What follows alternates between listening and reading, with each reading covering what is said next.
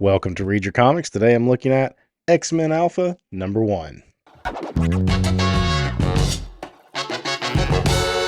Thanks for joining me today. My name is Daryl. I am the host of Read Your Comics. Today I'm going to really get into the Age of Apocalypse for the 30th anniversary.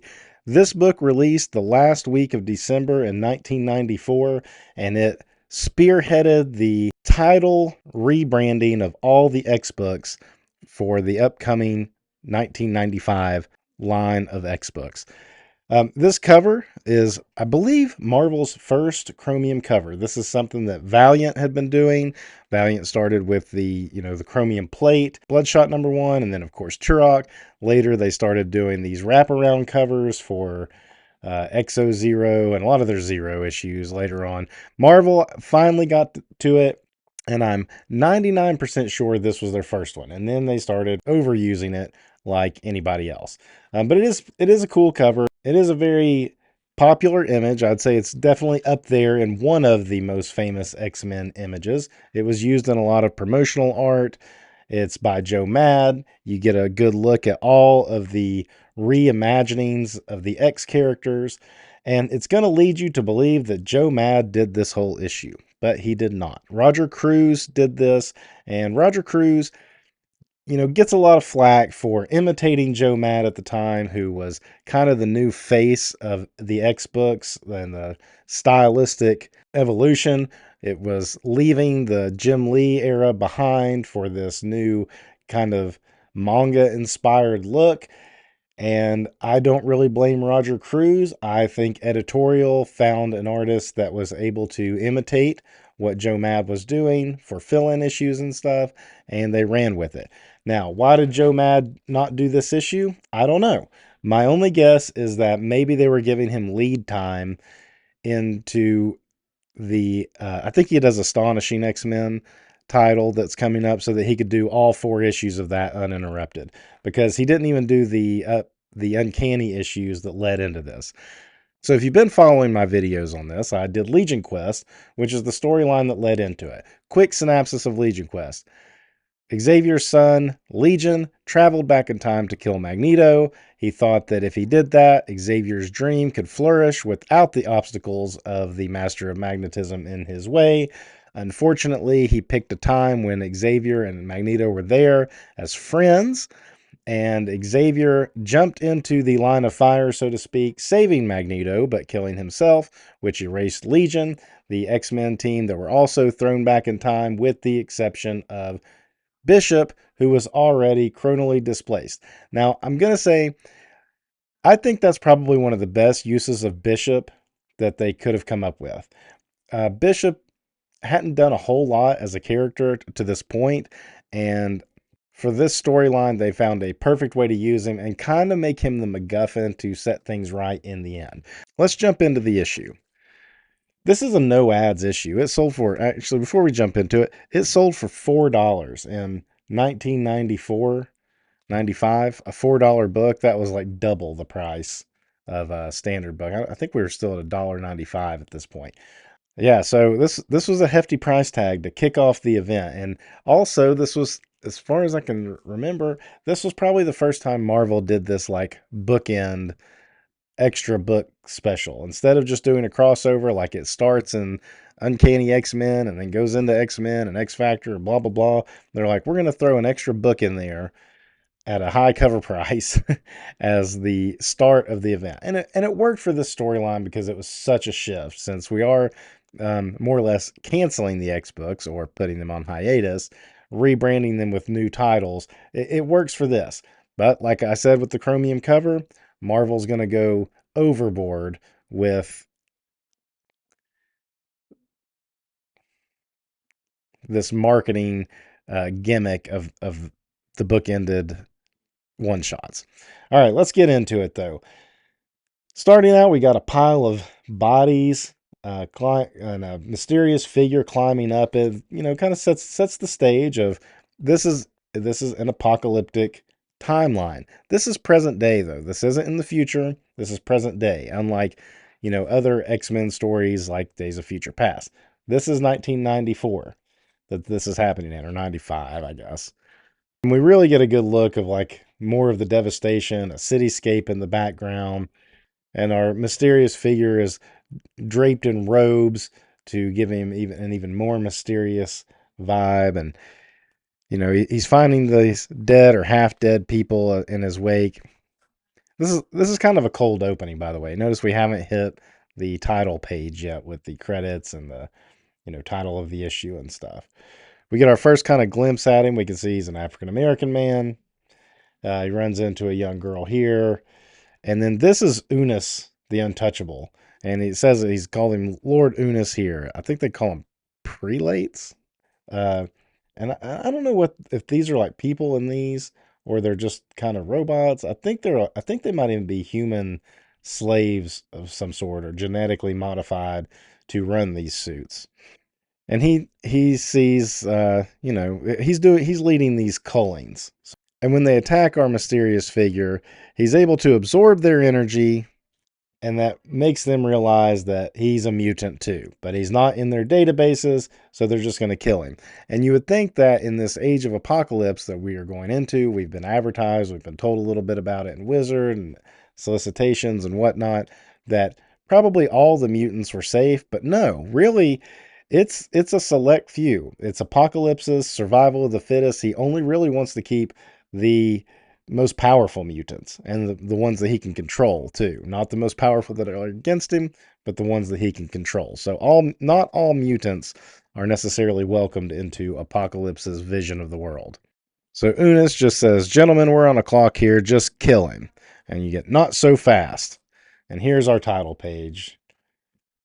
Our first big glimpse of this reimagined X-Men team that's a mixture of both familiar heroes and familiar villains, with the biggest familiar villain, of course, leading the charge in Magneto. Some of the touches in design here. Nightcrawler, pretty much his traditional look, except he has this marking on his eye. Some armor, which is kind of a 90s thing to add to him. It's got like a little, even like a spike here. But you can imagine that's probably used like a weapon, just giving Nightcrawler a little bit more of an edge. Iceman over here had already been displaying some of this look that we're seeing on this particular page. Now, as we get into the other series, you're going to see Iceman like you've never really seen him before, but he was already starting to look a little bit like that in the like in Legion Quest when he showed up. This is Storm, kind of hard to make her out right there. Just the white hair and the dark skin give that away. Quicksilver, obviously. Magneto, Rogue, who's kind of cuddled up to Magneto here, or seems to be anyway, lending to them being in a relationship. I don't remember if that was known beforehand or not, or if that was just something that we kind of discover later in this issue even. New characters. Who's this guy? Who's this girl? Never seen them before. And Sabretooth in the foreground, looking pretty badass. Wild Child, who had been around. I think he mostly appeared like an X Factor or something. I didn't know much about Wild Child when this started. We got our story by Scott Lobdell and dialogue by Mark Waid. I had forgotten how much Mark Waid was actually involved in some of this. I'm going to, as we get into it, I want to see how much he did in the actual revamped series, because he did do the dialogue on the Legion Quest issues too, some of them. There's Roger Cruz doing our art. It says, with Steve Epting. And Steve Epting, who I mostly think of from the Captain America run he did with Ed Brubaker, he does the Factor X book. And when I reread this just a couple of years ago, I was kind of surprised that it was Steve Epting, because back then I wouldn't have been paying much attention to him. I was all into the Joe Mad, the more image looking guys. But even what we're going to see in the Factor X books with Steve Epting in the coming weeks is different than what he looked like in that Captain America run. I'm not saying it's bad. It's good. It's just a little looser. And of course he has to get into some of those 90 design techniques that permeated everything at this point. Tim Townsend and Dan Panosian are doing the inks. And then we're just going to have a little throwdown here. You don't really get a whole lot. New character. This is Blink. We all know her now. Don't really know what she's going to do. It says her name right there. Rogue steps in, knocks a dude out. Then she's about to get stabbed, and Nightcrawler teleports in, grabbing the spear that this uh, robot person thing and stabbing him. I'll take that, and he stabs the thing. I like this shot of Wild Child here too. Big mouths, eyes with like kind of a squinty eye and a big open eye, kind of a crooked grimace there. That was Joe Mad. That was Joe Mad stuff, and that's the stuff that Roger Cruz was kind of imitating. I do want to point out something else here is the kind of bolted collars that they all, not all, but like some of them seem to be wearing. She's wearing it. She's wearing it. Sabretooth and Wild Child, and of course, it's all related to Magneto wearing it. So I thought that was an interesting choice to have some of them wearing it, but why didn't we put it on these characters too? Then you're going to get, just establishing our characters here. Rogue, she's still super strong. So at some point, she still absorbed somebody like Miss Marvel, I guess. Or is it just that we can't get that image of Rogue out of our head that they had to keep that? Because the history changed here, okay? And at this point, we don't know, like, at what point did it change? But everything's, the present day is already just an apocalyptic hellscape.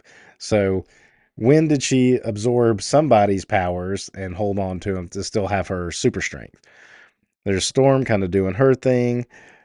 Her outfit almost looks like Japanese robes to some degree. I don't know who had a hand in designing what either. Did Blink remind Blink, for instance, really feels like a Joe Mad created character or designed character. Morph does too here, which is this is the first we see of Morph doing anything. He's running and he turns into like a brick wall. Did Joe Mad design this look for Storm? Like, I don't know who was involved in the designs of all of these characters or what. And it may have depended on who was working on what X-Men book, but Blink and Morph are definitely part of and Rogue are definitely part of the Joe Mad title that we're going to get into later. Magneto just kind of stoic as ever. This panel looks like an Andy Kubert or even Adam Kubert panel.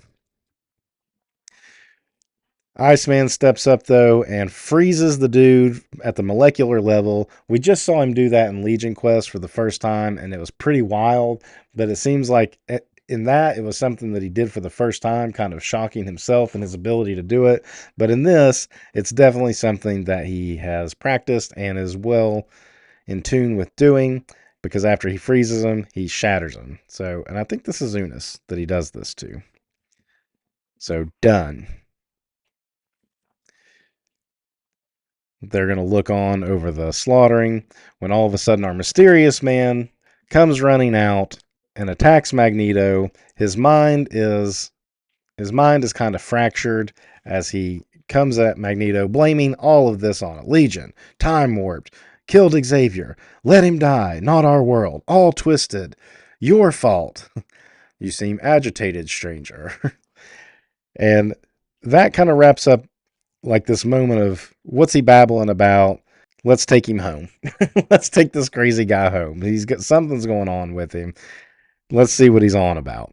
Now we get to meet some of our original X-Men in their darker forms. So we get Dark Beast. First Dark Beast.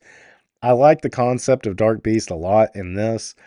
I don't like that over time they've kind of made Henry McCoy just kind of become Dark Beast in the main timeline. But he was really pretty cool in this. And here he's experimenting on the Blob. And he explains what his task is: to genetically amplify the powers of Homo superiors deemed unfit for the cause. And I do love my work, because he torments them in the process. And that's what he likes to do, is torment them while he's doing it. But the Blob breaks free. Oh my.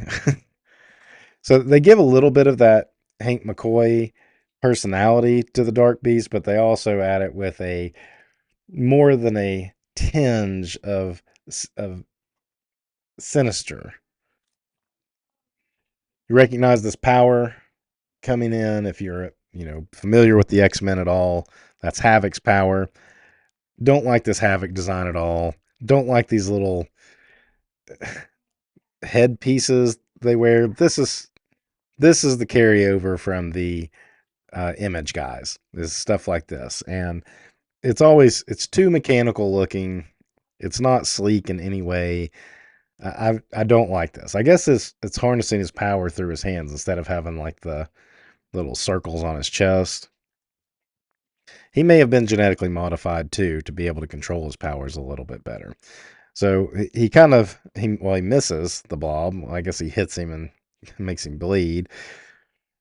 But he's like, "Get out of my way," and throws beast. So he just wants to escape. When you see another Brack come in, and if it had said Zark, we would have known exactly who it was before seeing this panel. And it's Cyclops with one eye. He only has one eye. At least the other side's covered up. In this particular example, you would think he would have both. Kind of the way his hair covers it up, you almost think maybe he's got two eyes there, but you only see it coming out of the one. And then here you can kind of tell there's nothing. That's just like smooth metal. Truly a Cyclops, a one-eyed guy here. So we meet both the Summers brothers, and they're establishing real quick that they do not get along. They do not have brotherly love. Cyclops is kind of like a higher rank than Alex, and he doesn't like that. He feels like he's being overlooked. We get the look here of the eye and the mouth. The Joe Mad influence on this, and like I said, I don't blame Roger Cruz. It is because Joe Mad was now the face of X-Men.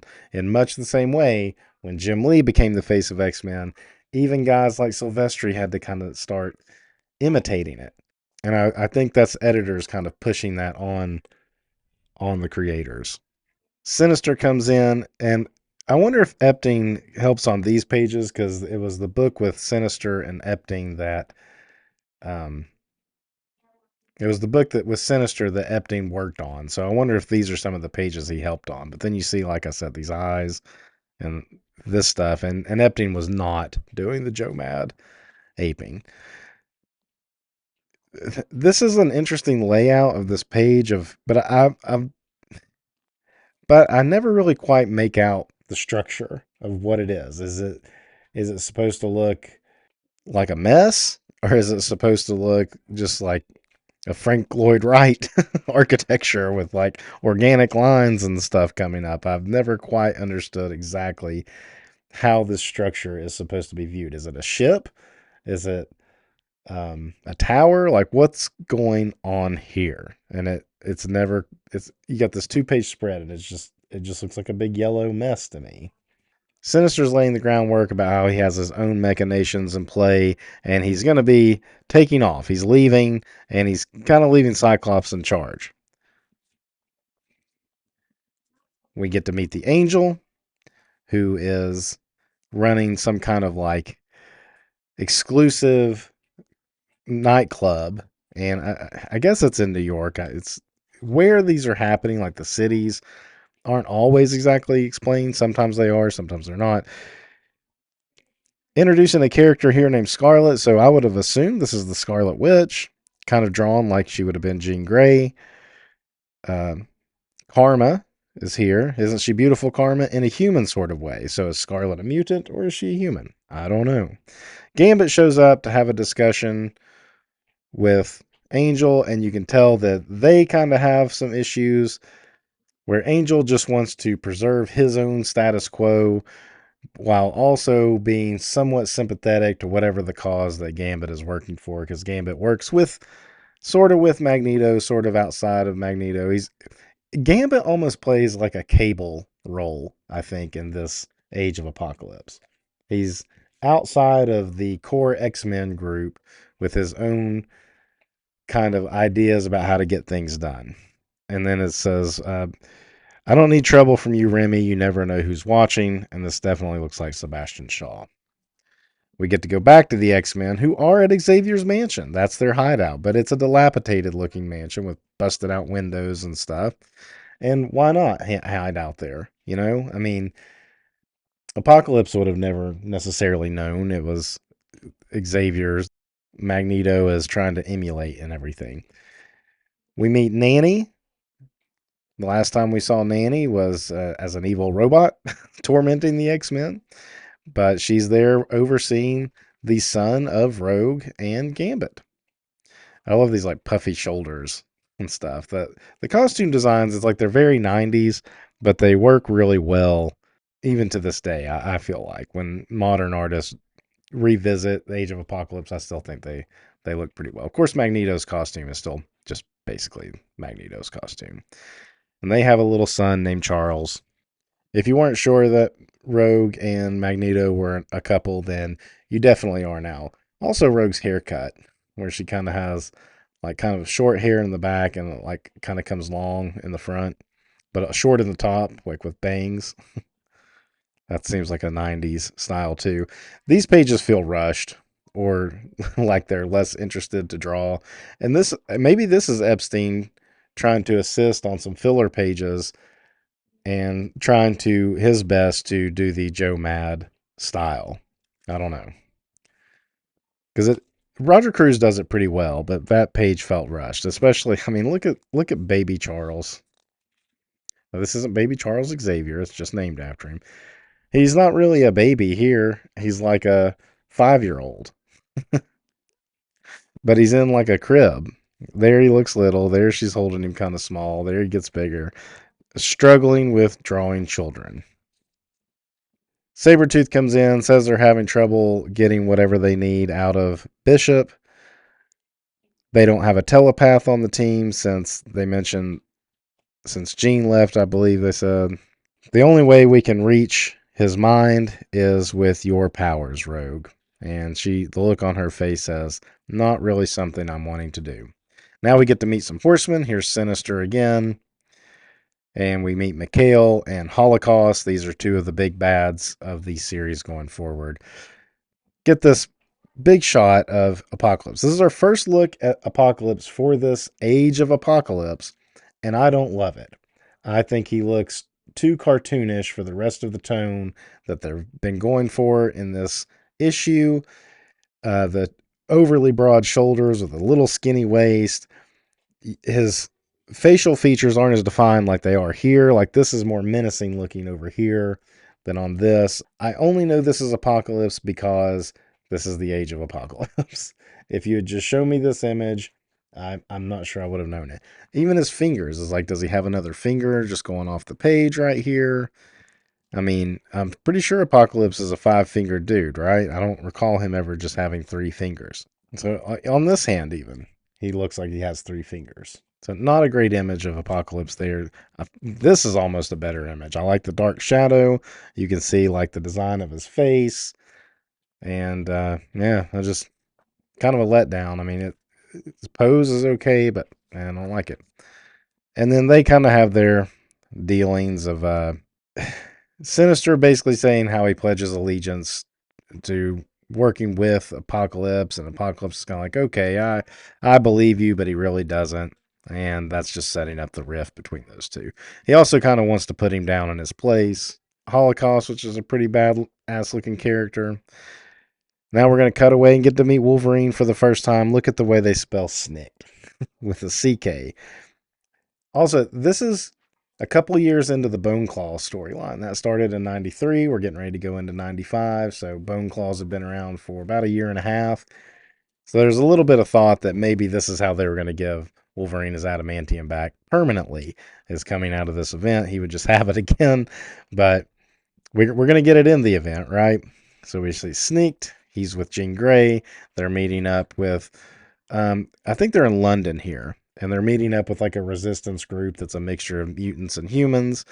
Moira McTaggart running the show with Emma Frost, who had been recently kind of made into a good character by taking on a teacher role in Generation X.